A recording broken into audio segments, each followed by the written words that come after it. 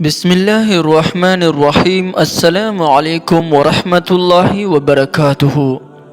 زمارونو او خويندو د رزق د پراخې د پاره نن وظیفه ډېر یو ناشنا وظیفه ده. که دا وظیفه تاسو کوئ نو داسې عجیبه تاثیرات به ووینئ چې تاسو به ورته خپل حق حیران پاتې شئ. دې نه علاوه که یو انسان داسې وي چې هغه هر یو کار ته ګوتې وړي نو په هغې کې تاوان او تاوان، یعنې د دې انسان یو کار سمون خو هم نه خوري. د دې دپاره هم دا وظیفه ډېره زیاته مفیده وظیفه ده. بعضې نو وخت کې داسې وشي چې انسان کم یو کاروبار شروع کوي یا کم یو کار کوي نو دا خلک وایي د ده په لاس کې خیر او برکت نشته.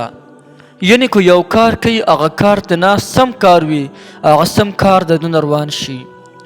نو که دا وظیفه کوي دا کم ترتیب یې درته ښیم په دې طریقې سره دا وظیفه کوي یا لطیف والا.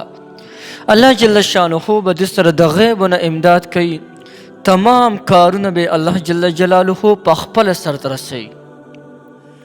د دې نه علاوه د رزق د پراخۍ دپاره هم ډېر لوی تاثیر په دې کې پروت دی د یا لطیفو وظیفې کې. او د یا لطیفو وظیفې تاثیرات د دې اثرات خو ډېر زیات دي. هسې نه زموږ نه دا ویډیو نوره اوږده شي. نن چې زموږ کوم ټاپکس دی هغه د رزق د پراخۍ او د هر کار په خیریت سره د کېدو دی. د یا لطیفو ډېر زیات فضایل دي، ډېر زیات برکات دي. انشاءالله وقتاً په وقتاً د هر یو حاجت دپاره د دې جدا جدا وظیفه ده. انشاءالله وقتاً په وقتاً به د هغې تذکره کوو. لیکن نن زموږ ټاپکس چې دی هغه د رزق د پراخۍ دپاره او هر کام په خیریت سره د کېدو دپاره.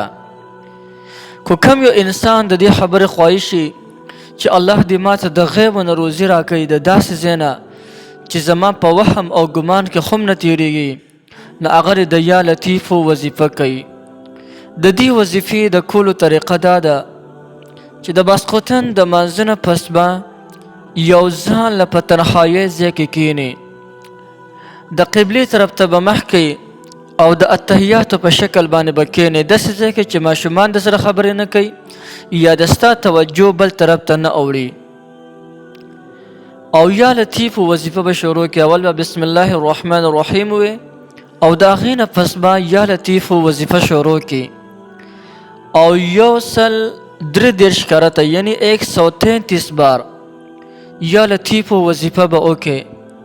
دا وظیفه تاسو پابندۍ سره روزانه کوئ، تاسو به خپله ووینئ چې الله جل جلاله ستاسو روزي څنګه پراخه کوي.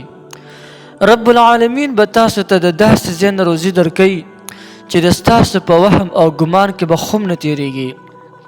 او که کم یو انسان کله یو کاروبار شروع کوي او په هر یو کار کې د ده نقصان وي، په لاس کې خیر او برکت نه وي، یا یو انسان دی په هر څه کې تاوان تاوان تاوان، نو که هغه د یا لطیفو وظیفه په کثرت سره کوي، یعنې په ناسته ملاسته ولاړه په هر حالت کې د ده په خولې باندې دا وظیفه شروع وي یا لطیفو یا لطیفو یا لطیفو، الله جل جلاله به تمام کارونه په خیر سره انجام ته رسوي.